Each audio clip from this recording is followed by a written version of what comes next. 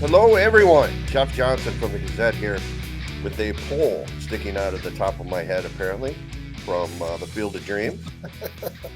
KJ Pilcher and Jeff Linder are here with me as we embark on another journey of the Prep Huddle Prep Football Podcast. All things prep football in our area. We're 2 weeks down, boys. 2 weeks down, no rain. No bad weather, period. Knock on wood, right? So Think we're going to get another little surge of that last September hot Friday night this week, maybe. yeah, We always seem to have one later in the season, and I think we're getting one more bit of heat wave this Friday, so there might be some hydration timeouts. I think today and tomorrow are supposed to be hot days. Friday, 79. That won't be bad. Oh, okay. So they'll be gone. That last little bit of heat wave will be gone before Friday. So maybe for Except Thursday. For the Thursday game. Thursday game will be toasty. And don't worry, folks. Us three hydrate repeatedly. So we will fight through whatever potential cramps we might have Friday to just don't approach us in the press box and ask us what we're hydrating with. Yes, exactly. And if you want to bring up a popcorn, anybody, I'll be at Kingston Stadium Friday night. So just a cheap plug there. So, guys, I guess let's just start out with last week's games. Lindy, you were at Kingston Stadium, actually, I believe, last week, as Pleasant Valley came up and gave Cedar Rapids Kennedy a second straight loss to start the season, which is pretty surprising to me. I think it is to all three of us. But can you tell us a little bit about PV's win over the Cougars? Yeah, Coach White said it pretty well. He said basically all three parts of the game let him down Friday. Couldn't get off the field on third down defensively. Offensively, they turned it over a little bit and couldn't finish drives very well. They didn't score in the second half, and special teams not very good.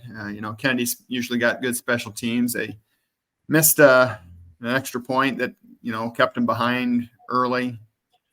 Missed a field goal at the end of the half, and they punted twice for a total of 25 yards. So that's, just Pleasant Valley is just better. And Kennedy, if they don't turn around this week and they've got another tough one Friday against Linmar, they could be sitting 0-3. And it's, if you're 0-3, room for error is very, very slight if they want to make the playoffs. 35-20 was the final in that one. Pleasant Valley runs that, what, kind of a veer, would you call it, Jeff? Yeah, it's kind of a fullback option. I don't know the terminologies of them, but they just kind of stack everybody in tight, and it's unconventional, but it's kind of looked like football in the 1980s, and it's very effective, and it's just something to prepare for. KJ, I'm trying to remember where you at. You saw Benton Community's 41-13 win at Marion. Yes, sir. Wolves 0-2, Bobcats 2-0, and have the looks of maybe a pretty solid football team. Yeah, I tell you what, they really showed a physical style of play on Friday against Marion. Ran the ball right down Marion's throat. I know Marion's dealing with some injuries and a little thin, but I tell you what, Benton was the more physical, more dominant, and just the better team overall on Friday.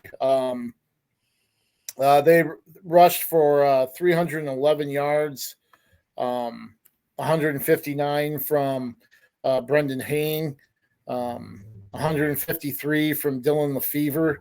They both scored 2 touchdowns apiece. They got out to a 20-0 lead and really kind of coasted. think only attempted one pass in the second half just because they were able to move the ball on the ground so well against the Wolves. So I tell you what, really interested to see Benton Community against Mount Vernon. Kind of amping up the competition level from the first 2 weeks where, they trounced Vinton Schellsburg and then beat Marion handily. I think Carson Nolan, I think he'll be back in the lineup. He led Benton in rushing one. Apparently had a little bit of a high ankle sprain or a sprain. You've got 3 running backs for Benton that have surpassed 100 yards in the first 2 games of the season. So what does that tell you? They got to be pretty good up front, right? So if you got the guys that can create the holes up front, you're going to be in good shape, and we'll see if they can continue to do that against Mount Vernon, which has, I think, probably one of the best defenses among all classes and are pretty darn good up front. And if they can't move the ball on the ground and have to pass, then they're going to be susceptible to Mount Vernon's pass rush, which I don't think any team really wants to get in 3rd and long against the Mustangs. So we'll see how that plays out this week. But Benton, very impressive last week at Marion. And we talked Clear Creek Amana with a pretty convincing win over Marion in week 1, and Solon just took CCA apart in a 42-14 win this past Friday night. So Solon has ascended to the top of our rankings, actually, in Class 3A. Solon 2-0, and this comes after Williamsburg's 29-27 loss at home this past Friday night to Cedar Rapids Xavier, and that's where I was. And that was a fun game. You had athletes all over the place. And one of Xavier's coaches, I was talking to assistants after the game, he's like going, man, where does Williamsburg get these 6'4", 200-pound, great athletic, receivers to throw to? And, he's right. When you look at what Race Heisman's a legit, guy, right? And a track guy too, right, Lindy? Yes, very good track guy. And he's a prominent player on that team. John Eichhorn, another kid who's like 6'3" or 6'4", had a huge game for him, 9 catches and 134. But when was the last time, if ever, a Dwayne Schulte coached team threw the football 44 times? I got to look that up. But that was just, Cash Parks has really emerged in the first 2 weeks as a sophomore quarterback. And, they had a hard time. Xavier did kind of rushing the football. Williamsburg was kind of stacked in the middle a little bit defensively. So, as good coaches do, they adjust, and a lot of quick passes. I swear some of those passes are backwards, though, right, guys? We've all covered it. Yep. But I think they get credited for passes instead of maybe runs a little bit, but that's immaterial. But, also throwing the football down the field, too. Xavier was really effective, and I think it was a 29-27 game. Williamsburg missed a 2-point try with like 5 minutes left, a little under, to try and tie it, and then didn't get the ball back until 20 seconds left, 15 seconds, something like that, because Xavier and Parks converted on 3rd down repeatedly with huge passes. And you look at it, Ryan Kelly, 10 catches, 163 yards and a touchdown, and I swear that kid's got to be like 13 years old. So young looking. And I know I'm getting older, right? But he's a tiny guy, tiny kid who apparently just works his butt off, and has worked his butt off to get stronger and even add weight to where he can play varsity football. He's got quickness. They've got some quickness outside, and man, I look at it's hard. you go week by week, but this team, as youthful as it is and inexperienced, it has a mix of seniors, juniors, and sophomores playing on it. Man, the future is looking pretty bright, I think, for Xavier as we go along here this season and then next season and the season after that. So a lot of good things going on, I think, for Xavier there. Let's look at some of the other. What other scores, I guess, guys, around the state or the area kind of hit you right off the top of your head? We had another beauty out in Central Iowa. Dowling beat Valley in overtime and has assumed the number 1 spot in 5A.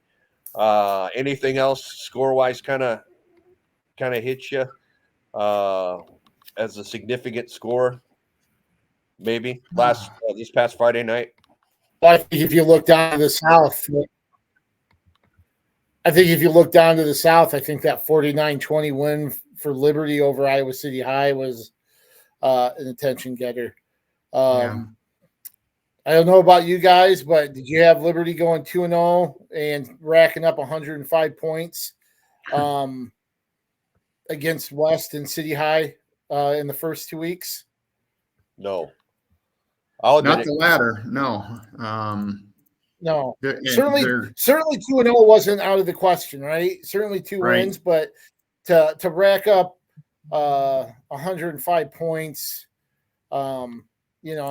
against those two in back-to-back weeks, I think, and we talked about it in the 4 downs that appeared in the paper, and it's on the Gazette.com, that, they've probably been one of the most impressive starts, regardless of class here, through the first 2 weeks. And they're so balanced, run and pass. It's not just the 52 points a game. They're averaging over 500 yards per game. And it's about 250 and 250 rush pass. Yeah. I thought what one thing was interesting was they scored 14 offensive touchdowns, 7 passing, 7 rushing. And then, of course, I think they have a defensive or special teams touchdown in there for 15 overall. But you hit it right on the head, Lindy. The balance, I think, also kind of surprises me for them. So is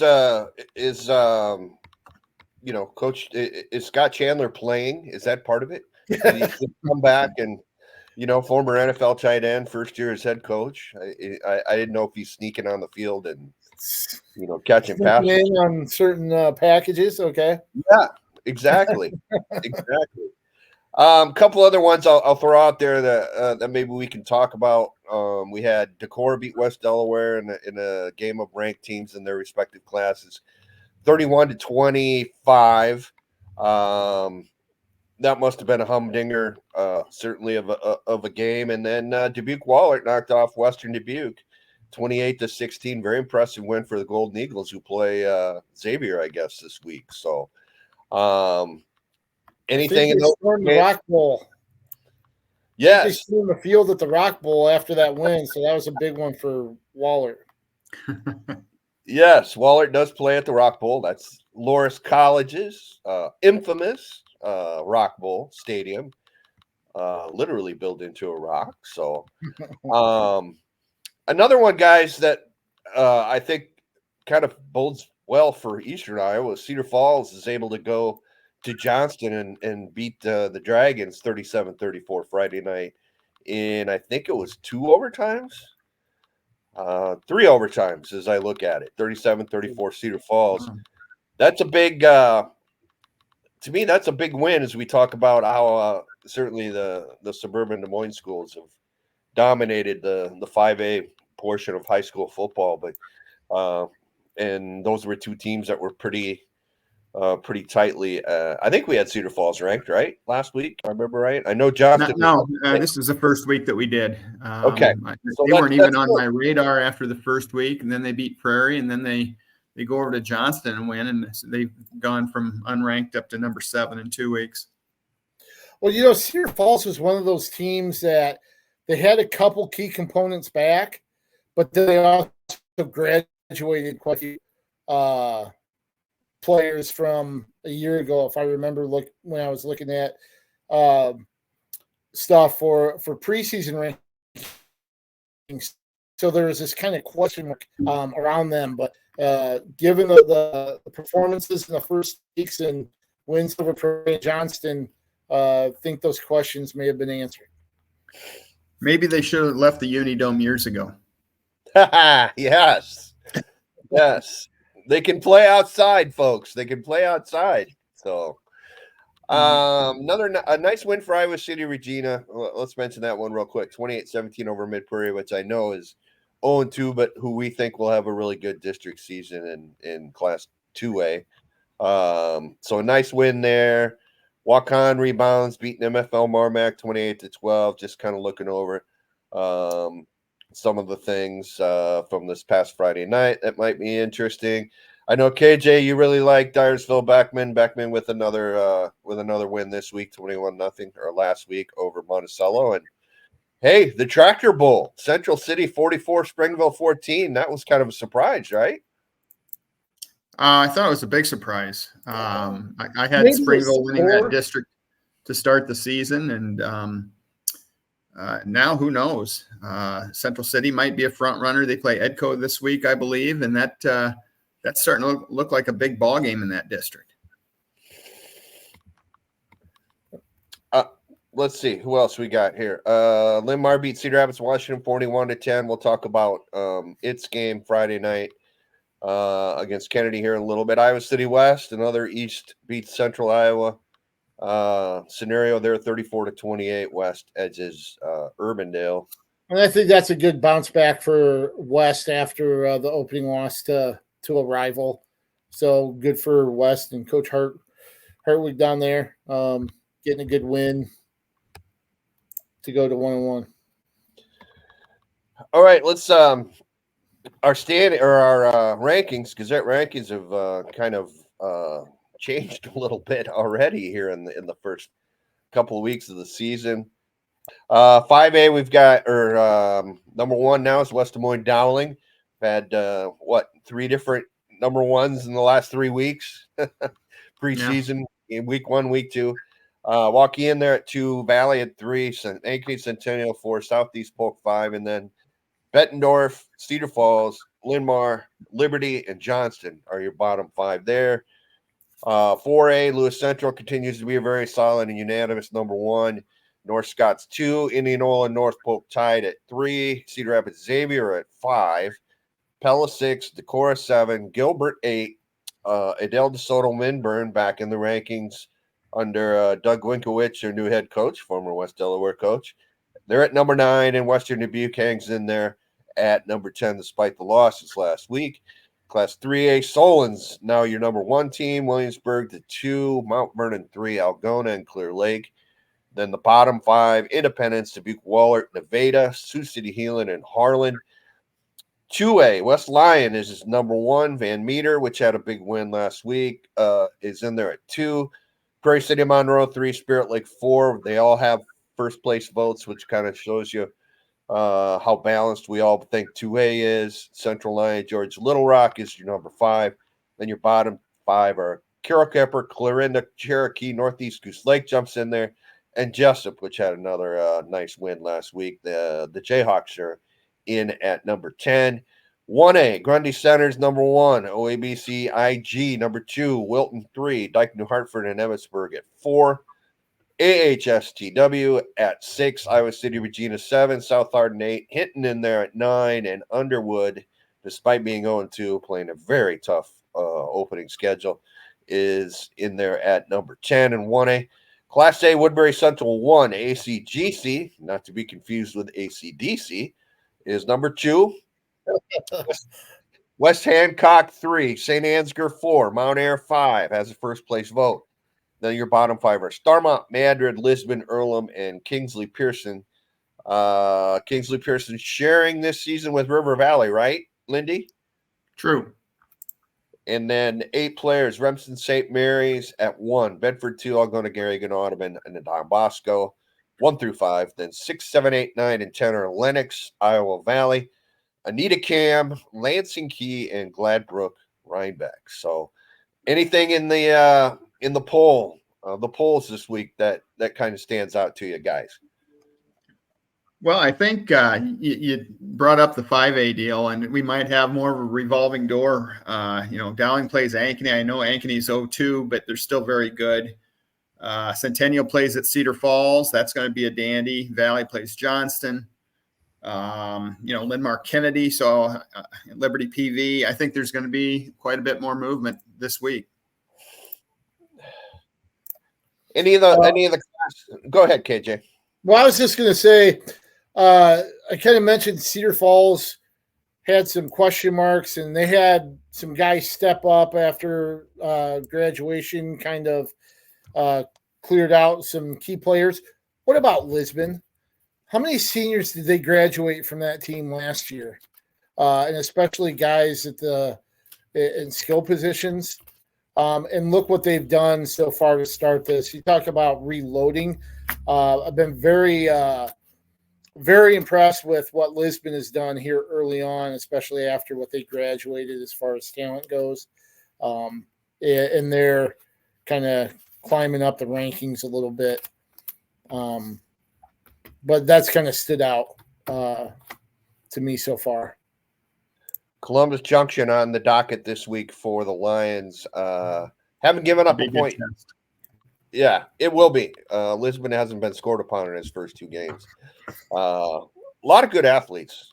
They seem to be going through a cycle of really good athletes, I think, right now. I think they actually – I don't think it's as prevalent in smaller schools just because you don't have the staff. But I think they somewhere connected with their school and program. I think they have a pretty good speed, agility, strength, and conditioning regimen there. I think you've seen Lindy. You can correct me if I'm wrong, but I think track-wise, they're really good. They're a powerhouse. And I think that has impacted some of the other sports, and I think football benefits from that too. So I think that's part of the reason why they have been able to reload with great athletes, from year to year. And I think that kind of sets them apart maybe from some other smaller schools. All right, let's go ahead. No, I totally agree with what KJ said. It seems like there aren't many football schools out there that are great that don't also have good track teams. I think that's a pretty common denominator. Strength and conditioning, got to do it.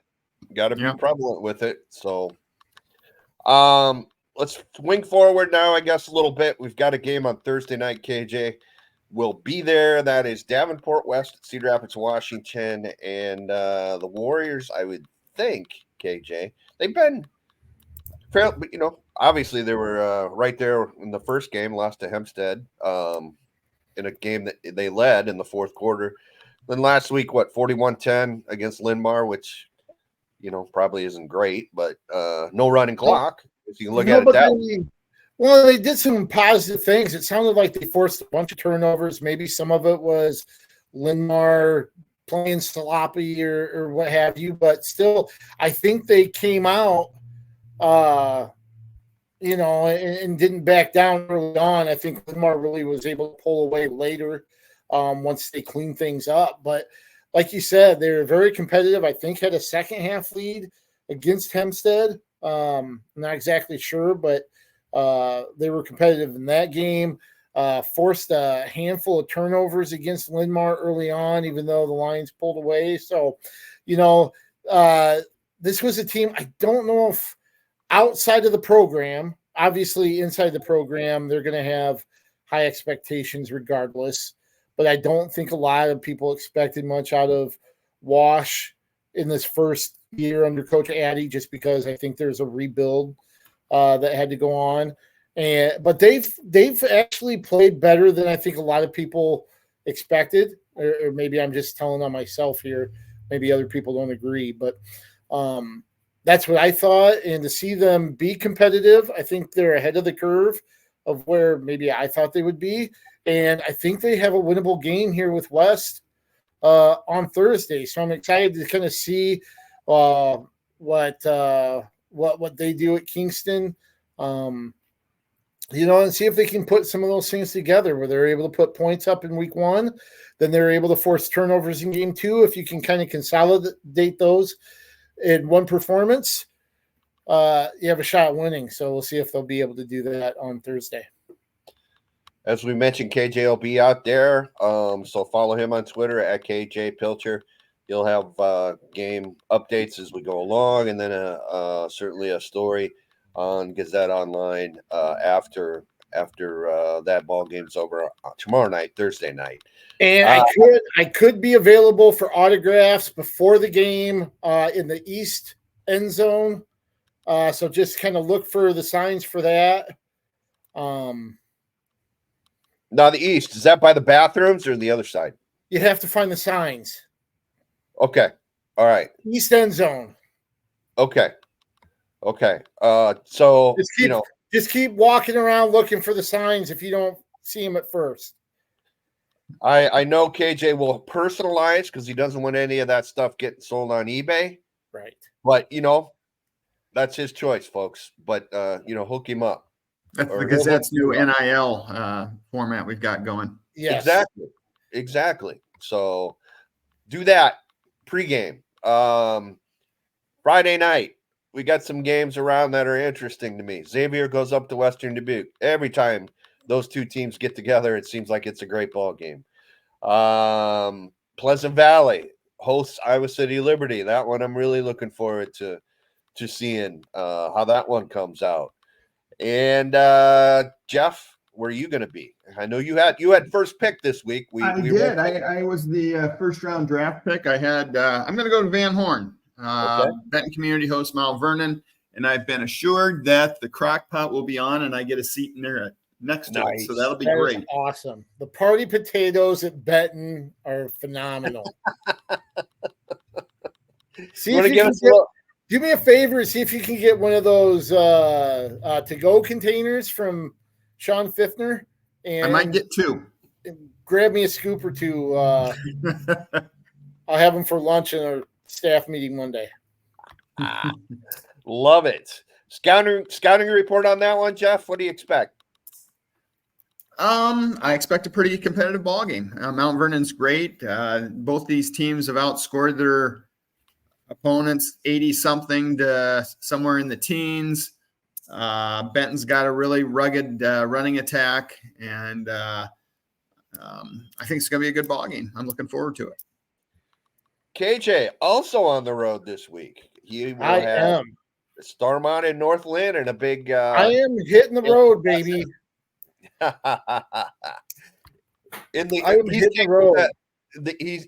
He's taking the Gazette luxury cruiser up there. So yes, the Gazette RV.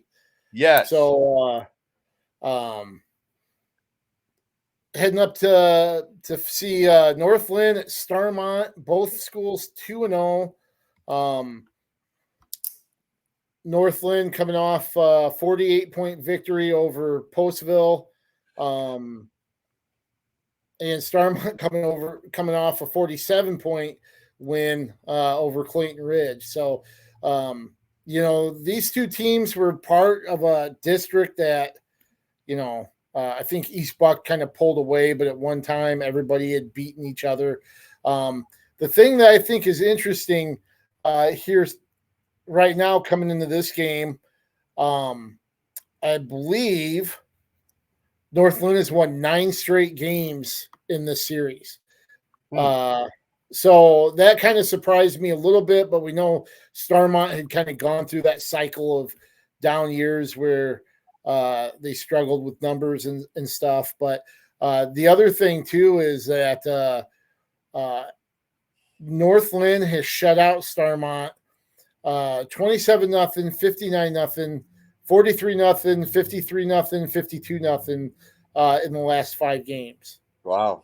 That they faced, which really, really surprised me. And I'm thinking that might not be the case, even though Northland does have a heck of a defense so far. But kind of looking forward to that game. You've got Avery Vasky. He's out to a good start rushing for Starmont. Will Sommerfeld, a QB at Northland, and Drew Reese, who we know a lot of what he's done defensively. He's leading Northland in rushing on the offensive side. So should be a fun game up there, and I'm guessing a pretty physical one. I know Keaton Moeller, Starmont's outstanding linebacker, fullback, did not. Excuse me. State champion wrestler. He'd add that. Yep. Did not play last Friday night, so I don't know what kind of injury or sickness he may have had, and hope he gets back sooner than later.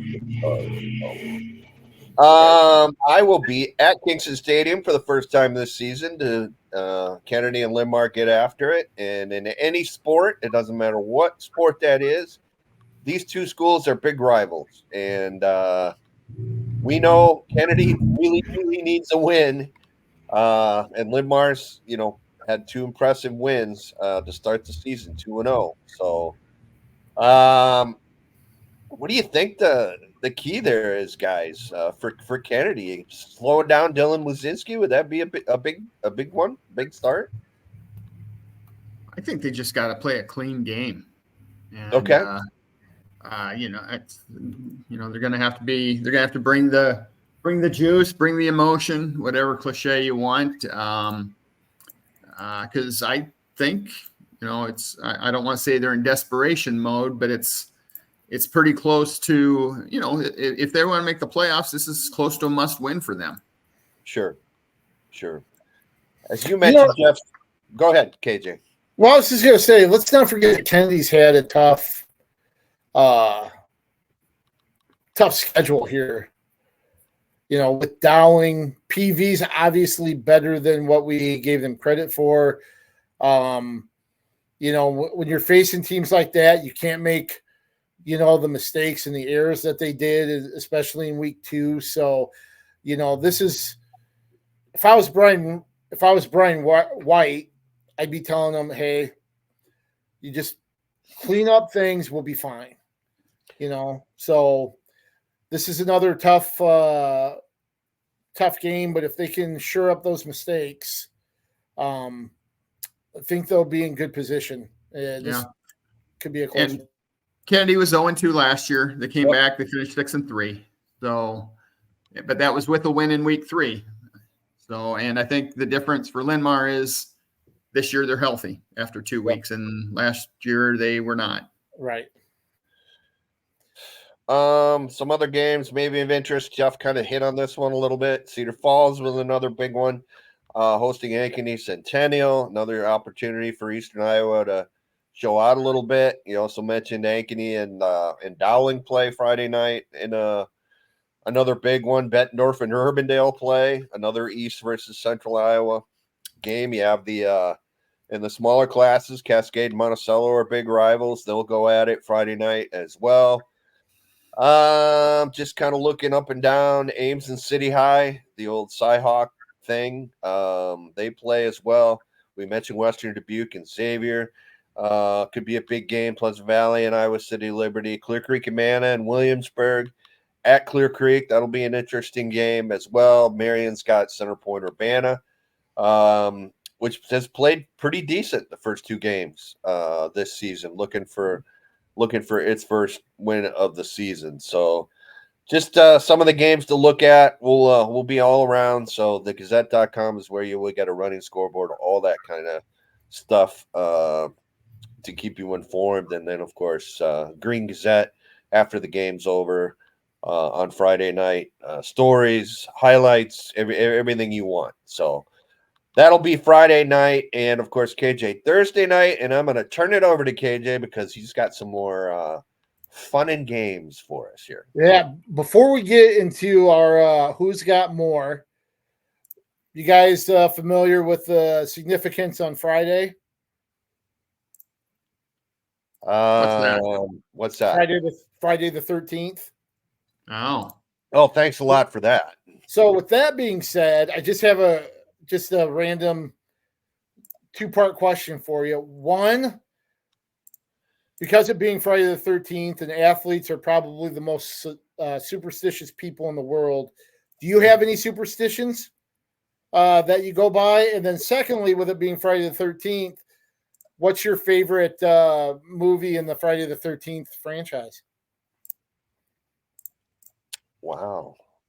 Lindy, you got superstition? No. No? I'm as boring as they come. Just put stuff in the bag and start the car and go. Make sure I have all my pens. I do have a little OCD in me.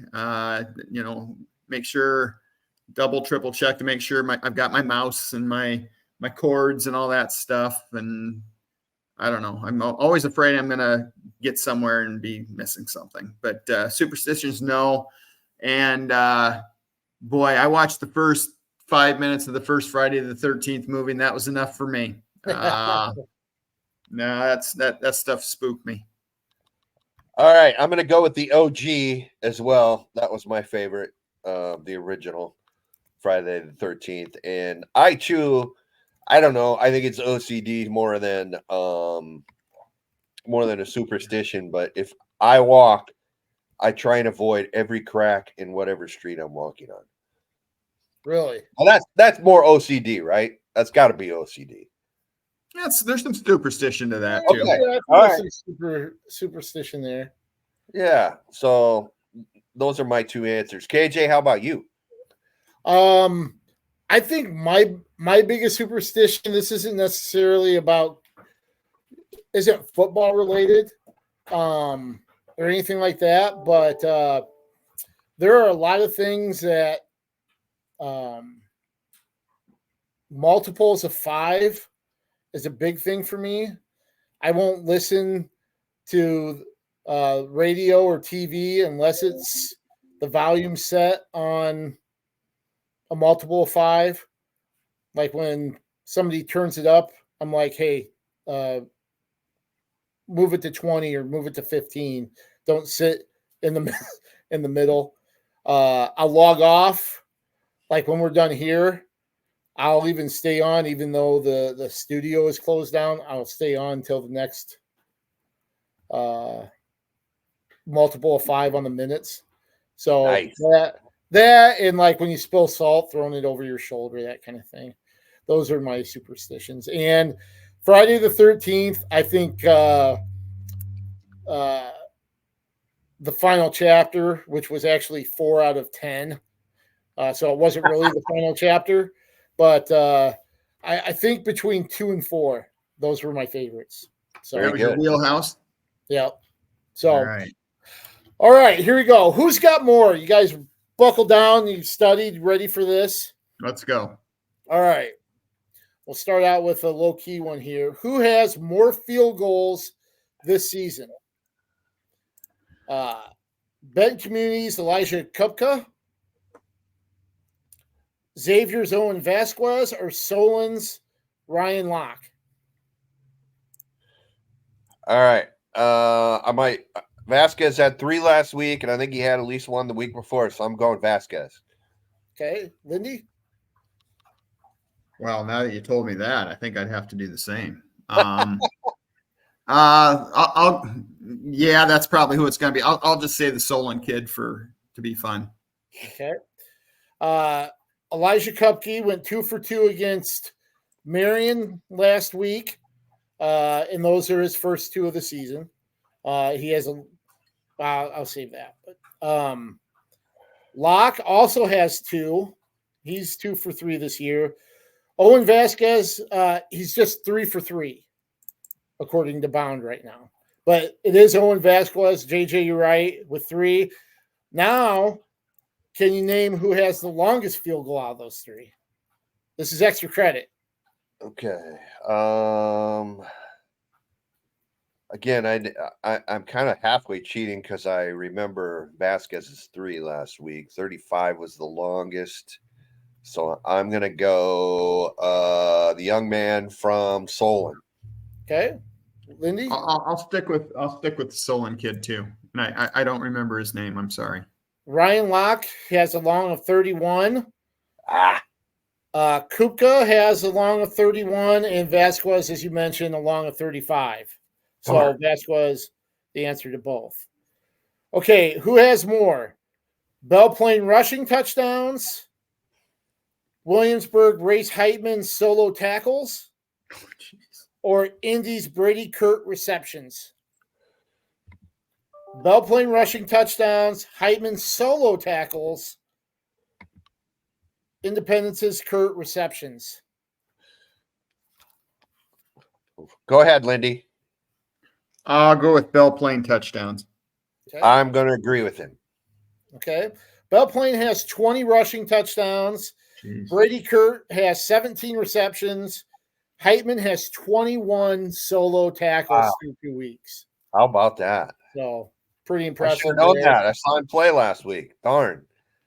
But even Belle Plaine's rushing totals and Kurt's receptions, pretty impressive. Yes. Through 100%.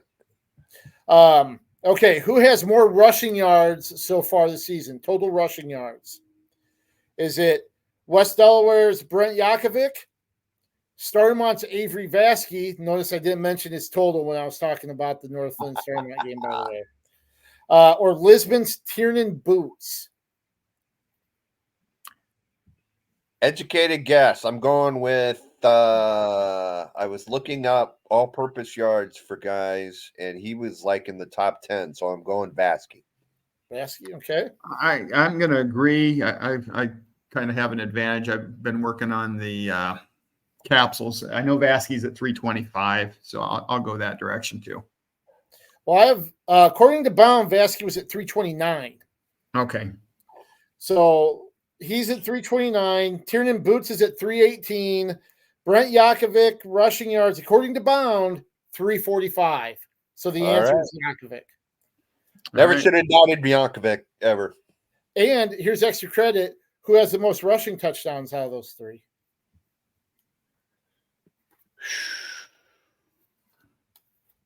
I'll stick with Vasky. Okay. I'll go Boots. I know they've scored quite a few points. Yep, and you'd be right, Lindy. Boots has 7, according to Bound. Vasky and Yankovic both with 5 rushing touchdowns.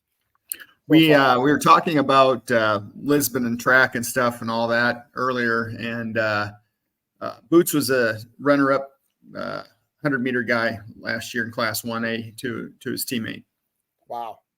And he's a state medalist in wrestling. So tell you what, I think you can see the tangible results from, that strength and conditioning, agility, speed program that they have. It pays off. I think we have an AOI 2025 candidate there. I think so, for sure. Okay, who has more? Mount Vernon sacks, Tipton offensive touchdowns, or Dylan Mutterman touchdown passes? Dylan Mutterman from Lansing Key, as you guys know. Tipton scored a lot of points so far. I'll go with Tipton. Okay. I'm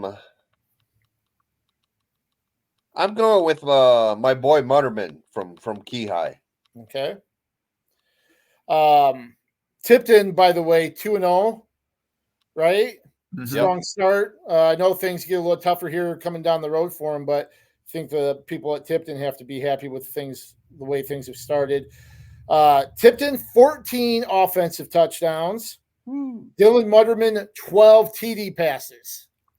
Mount Vernon, 19 sacks already through 2 weeks. Yowza. That's getting her done. Yes, for sure. For sure. Okay, so here's the last one. Who has more Northland points allowed in 2 weeks? Sigourney Keota pass attempts through 2 weeks, or Iowa City Regina state title game appearances? So Northland points allowed this season, Sigourney Keota pass attempts, Regina state title appearances. I know Northland's they've allowed 12. Regina's been to a lot of I don't think they've been to 12, though. What's the other one? Sigourney Keota pass attempts.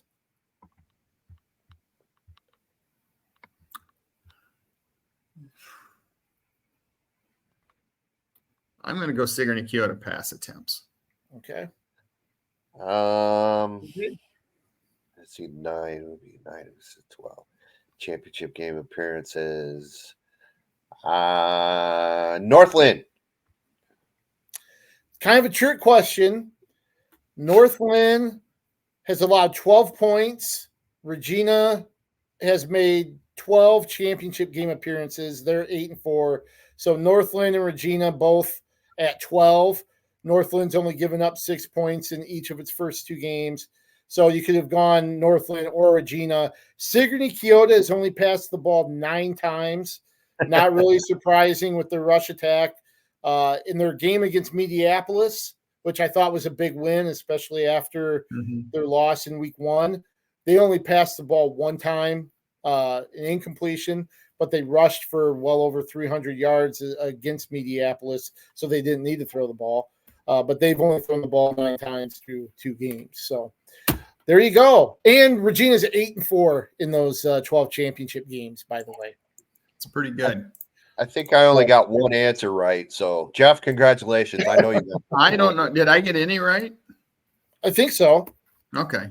Yeah.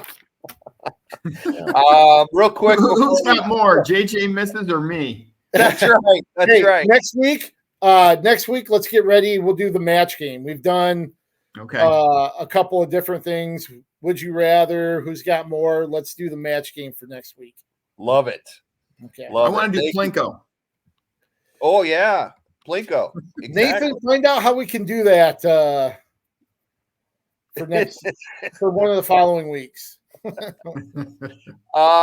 We told you where we're going to be. Twitter handles real quick at JEJE66, at KJ Pilcher, at JT Linder. Wanted to add real quick before we sign off, there are 2 games that are off for Friday night for a couple of reasons. Olwine was supposed to play at Sumner Fredericksburg. That will not happen at JV only because Olwine has low numbers and injuries. Actually low. What did KJ and we looked it up? 35 kids, but only 10 total juniors and seniors on the roster. And I think the verbiage used was the injuries keep them from having enough varsity players to be able to field a competitive team. Yes. So that's telling you the younger players that are on the roster just aren't varsity ready. So if they had to field a team, they could have, but they're not going to because you don't want anybody to get hurt because they're not physically ready to play varsity football. Yep. So also off Friday night, Union Community, LaPorte City Union at West Delaware because of the untimely passing of a Union student and football player. So prayers to the families there involved. That also will be off Friday. No game Friday for either of those schools. All right. I think we got through another one, boys. KJ, JJ, and JL signing off. Get out there Friday night. A lot of good football, and it's just getting bigger and bigger as the weeks go on. So this edition of the Prep Football Huddle, we out. Take care. We'll talk to you next week.